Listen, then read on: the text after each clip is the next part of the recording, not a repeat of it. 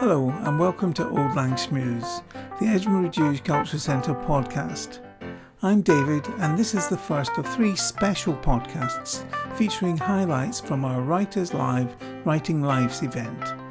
We held it at Southside Community Centre in February this year, 2024. The writers Eleanor Thom, Sarah Sheridan and Rog Glass joined us to talk about their latest books. We also heard from Rog about Alistair Gray, the Scottish writer and artist, and author of Poor Things, the novel upon which the award-winning film of the same name was based. Eleanor Thom is the author of Connective Tissue, a novel set in present-day Scotland and 1930s Berlin and London. I found it intriguing. One of these books you start and you just can't put down.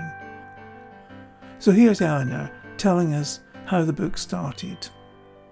I've always had a really quite a passionate interest in family stories and oral histories, and it started when I was really young actually. My dad took me to Somerset House when I was about 7. We lived in London just for a day trip, and I just remember being really kind of captivated by this huge room with all the big record books.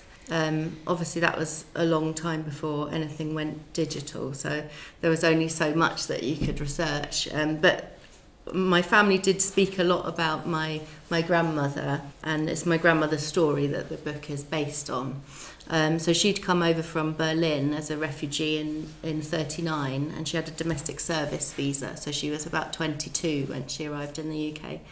And we knew that she had left family behind in Berlin who we didn't know anything about, so she didn't speak about who they were, we didn't know their names, and she died when I was about 1, nearly 2, so I didn't have conversations with her about that, and I didn't get to know her, unfortunately. For some people in the audience might have read your book, maybe not.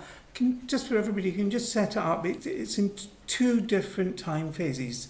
One in the present, which I believe is influenced by your own story. Yeah, so it's a story that is about both my grandmother's, so it's based on my grandmother's journey from Berlin to the UK, and what happened to her family, which you don't really see, but you find out through her and through the modern story, which is her granddaughter's. So that's a character that I suppose is loosely based on me, but is a little bit more loose than the historical narrative. So the historical narrative is very much based on a framework of all the archival information I found, which actually was extensive.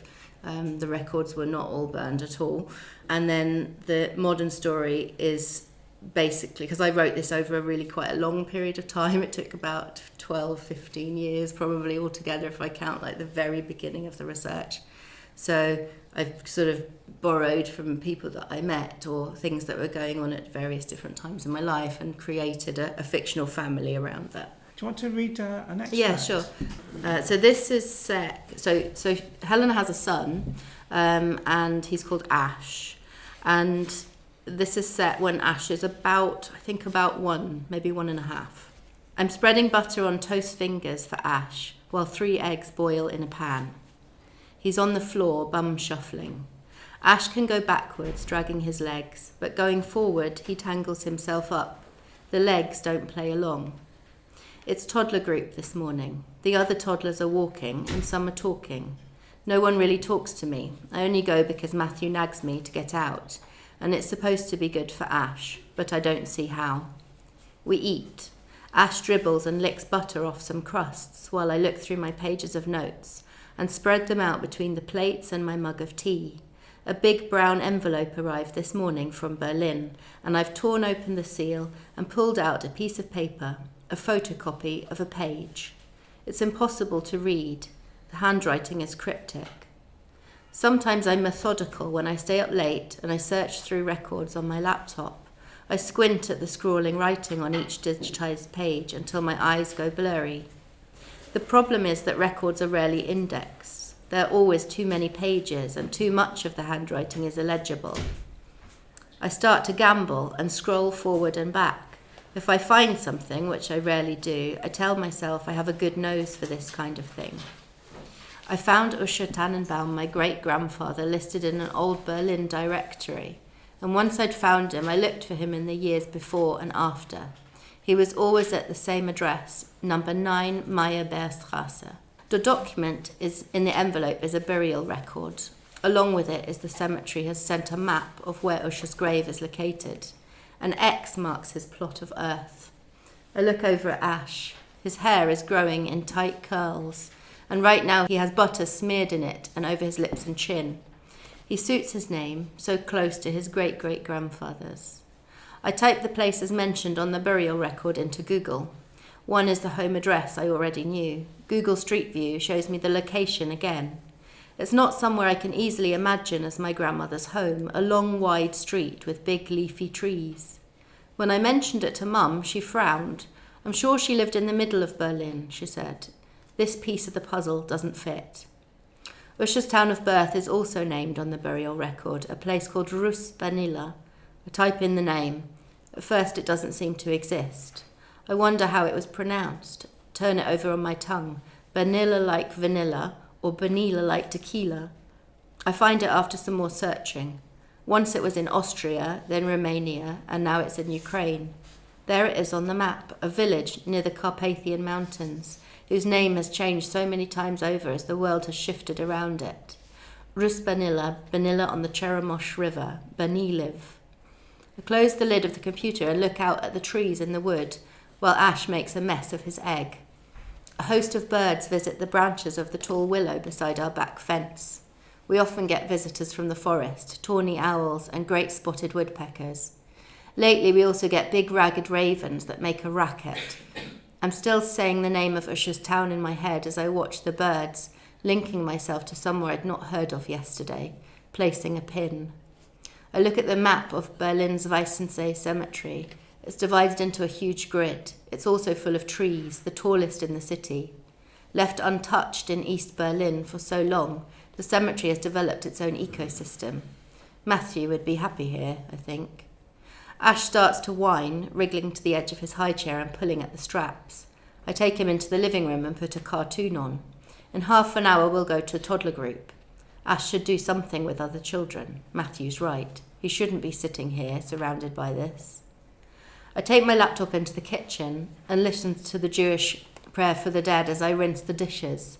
The name of this prayer is typed onto Usher's burial record, something the family requested.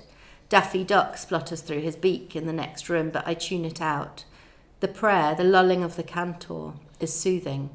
I lean against the worktop, looking around at the white kitchen units, the scatter of crumbs on the breadboard, the blades of light coming in through the slatted blind.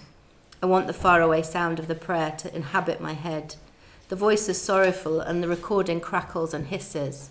It's an old recording, made during Usher's own lifetime. By now the cantor himself will be in his grave. Even the prayer seems to come from deep within the earth, a sound you could imagine the ground itself making, not deathly, but the fullness of life, roots piercing their way down, shoots bursting up into the light. I tilt the kitchen blind and strong wintry sunlight streams into the kitchen. I let it flood my eyes.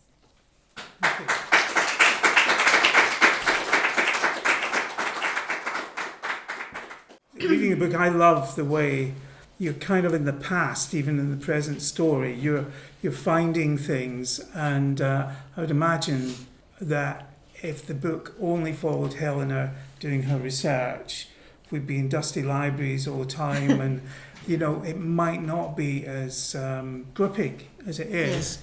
But the fact that Ash is there all the time gives it a real subtext, because Helena, as a mother, is trying to find out, is there anything genetically in the history that has affected Ash. So let me ask you something. You said that you've written about the travelling side of your family. So here you're writing about the Jewish side of your family. Yeah. Had you explored that side before, or was that present in your family before, or yourself? The Jewish side of my family? Yes. Well, obviously Dora, when she came to Britain, she was the only. Well, she believed that she was the only survivor from her family, She came up to Scotland in 1942, so it was quite early after arriving here, married into the Travellers. And then, I don't know if it was partly because she was so remote, because she was in Elgin, which at the time was really quite cut off. So she didn't have access to a Jewish community. I found out recently she probably did have there were two Jewish people in Elgin who I think she was friendly with, but I didn't know about this before. So she did seek out some, Jewish friends, but there just wasn't much of a community there, and she didn't have the money to go on the bus to Inverness or to Aberdeen, where there would have been some other Jewish people. And so she didn't stop being Jewish. She wore a Star of David, and my mum remembers her playing some Jewish music on a record, but she didn't talk about it much. So things were there, but they were kind of unsaid. They didn't have enough money to go to other places and things like that, and she probably didn't have any access to things like the Association of Jewish Refugees, for example, who had definitely been in touch with her when she was in London, because they had records of where she had lived and the different families she'd worked for in London. But then after leaving Luton, which is the last place she was, she'd probably gone off their radar, I guess. So yeah, I don't think she had any way of keeping in touch with the Jewish community, and it's hard to hand something down if you're not living it. So my mum knew that she was Jewish, and had told me that, and I think one of the first things I remember knowing about Dora was her surname being Tannenbaum, and being told that this means a fir tree, and it was a Jewish name, but it's also a Christmas tree. So the knowledge of being Jewish was there, but not any knowledge of what that actually really was and what it really meant. And because she died when I was young, I didn't get to have those conversations. I mean, I did a lot of work kind of early on when I was writing the book, and read a lot of other accounts similar to this, both fiction and non-fiction, written by grandchildren.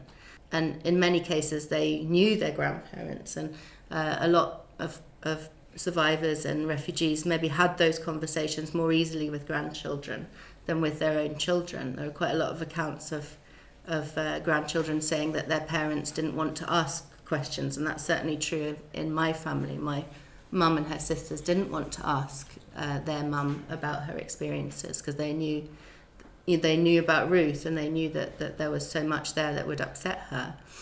And I think that was the case in a lot of families. So Dora didn't say much. She occasionally mentioned something, but they didn't probe. Yeah. And I think grandchildren, sometimes enough time has passed that dialogue can be opened up a bit more easily.